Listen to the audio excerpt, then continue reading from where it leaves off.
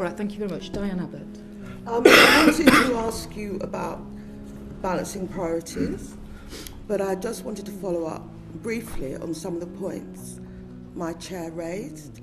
And in response to her questioning, you said that sexism is a societal problem.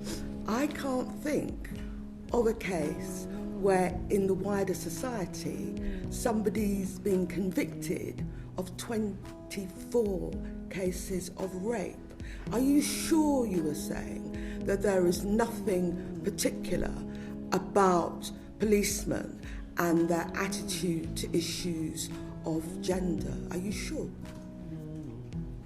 I can't speak for every police officer, obviously, but certainly the vast majority of police officers do not hold that sort of view and approach.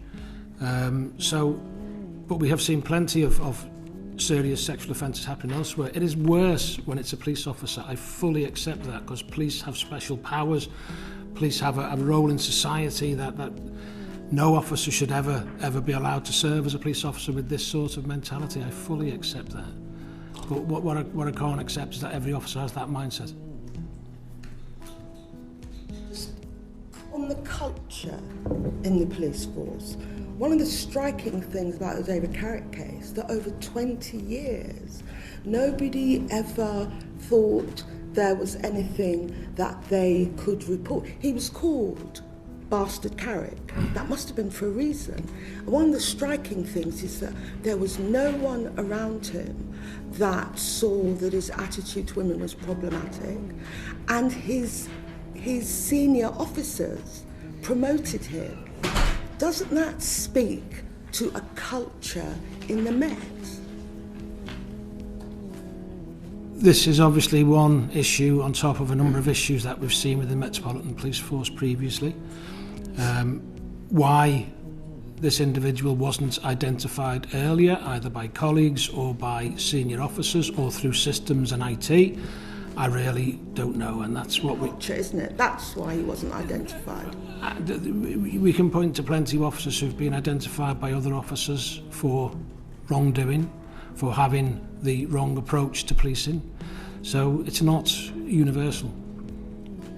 Just last point on the Carrick case. You were saying in response to my chair, trying to rebut this idea of institutional sexism, that, you know, you're recruiting all these women, police officers and women chief constables and all the rest of it. In my experience, very often in an organisation which is institutionally sexist or institutionally racist, in order to get to the top of that organisation, you have to internalise the culture.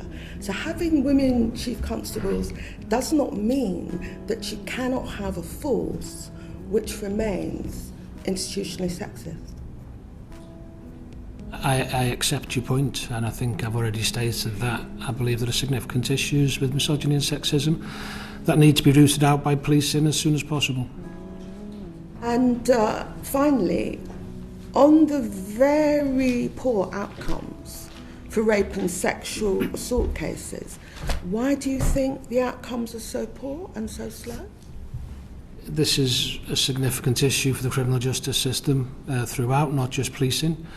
I think it is an absolute, I'll use the words disgrace, that it takes over 700 days for a report of rape to actually start a trial. I mean, delayed justice is no justice at times.